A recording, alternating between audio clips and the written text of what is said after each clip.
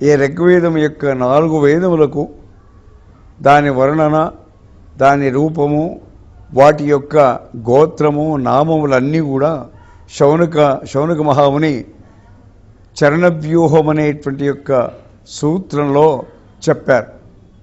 చరణవ్యూహమని దానికి నామకరణం చేసి ఋగ్వేదం ఏ గోత్రంది, ఆయన ఎలా ఉంటాడు, ఆయన రూపురేఖలు ఏమిటి, ఈ ప్రకారంగా ప్రతి ఒక్క దాని వేదానికి వివరించి చెప్పినటువంటిదే చరణవ్యూహం.